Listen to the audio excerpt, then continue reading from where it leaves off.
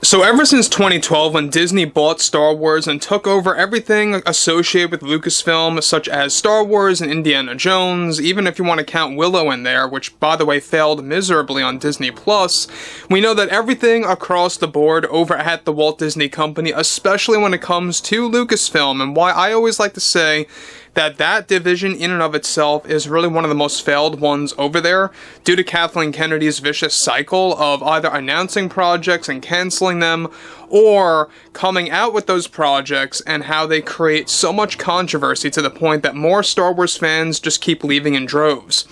This is Mike Zero. Subscribe if you're new and like this video to see future updates. You can also follow me at Mike01. I thank you also very much for the great and kind support.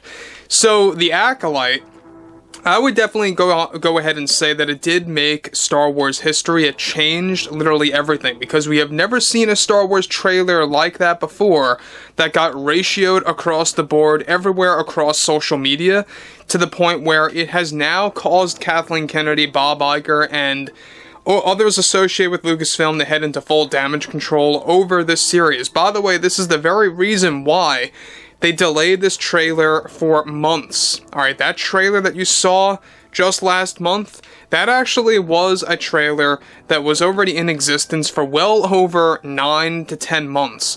So what's interesting about this further has a lot to do with what's been going on with Leslye Headland and what she had to actually address when it comes to the fan backlash revolving around the Acolyte. Let's get into it. Now, one thing about Leslye Headland, and I always like to point this out, is that she is way more extreme than Kathleen Kennedy when it comes to her beliefs of what Star Wars needs to become, and it doesn't help that Kathleen Kennedy is one that supports that cause. Now, with Bob Iger and the board already heading into full damage control for both Lucasfilm and Marvel Studios, one major development now has much to do with showrunner and director Leslye Headland of the Acolyte series, where she went on to deliver the following regarding the fan backlash.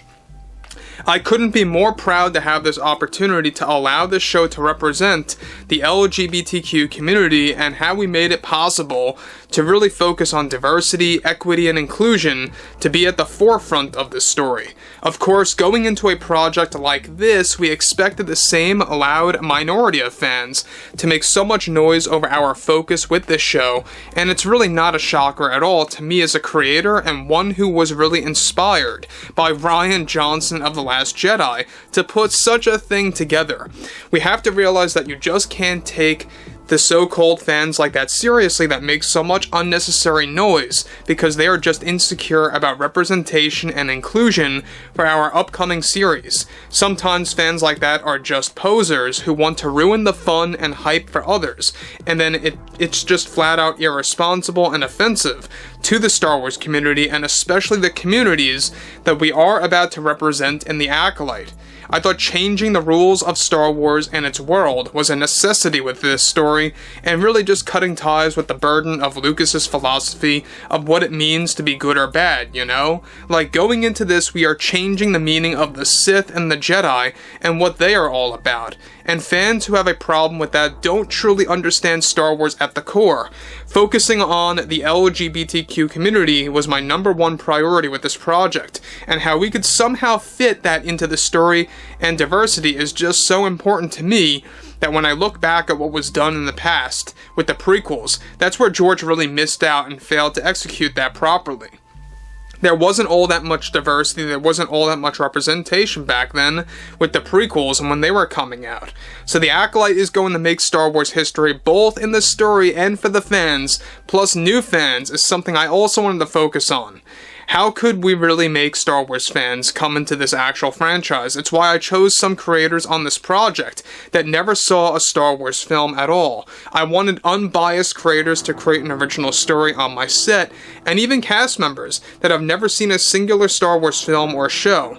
This was the research that went into the process of this, and how they are going in fresh to what they are working on with zero expectations.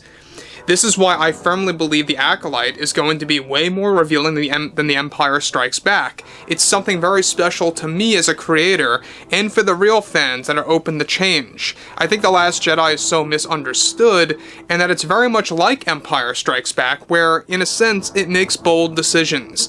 And the Acolyte makes even bolder choices, even more so than what Ryan did with his Star Wars film. Of course, some fans are going to be noisy about that, but you can't go losing sleep over it. It's not the majority. Now guys, let me just stop here before I move on about Leslye Headland. First things first, it is ludicrous to compare The Last Jedi to The Empire Strikes Back, alright? They are nowhere near close to doing the same thing. The Empire Strikes Back, classic movie embedded within pop culture, universally approved by Star Wars fans. When you look at The Last Jedi, universally rejected by Star Wars fans. And it just seems like Kathleen Kennedy, Leslye Headland, and even those like Bob Iger will never fully admit that that actual series in and of itself, or should I say that movie, when it comes down to The Last Jedi, was a failure, and how they're catering that failure to being used in The Acolyte. So the fact that they're using The Last Jedi as a template for the Acolyte series is extremely alarming. That's why I said it was the final nail in the coffin over at Disney for Star Wars and for everything Lucasfilm. Kathleen Kennedy is not going to stop as long as she's over there as president of the company. She has no care in the world about fans or any level of respect for George Lucas's original films and what Star Wars really means at the end of the day. Now notice how she says that they're going to be changing the meaning of what it means to be good or bad.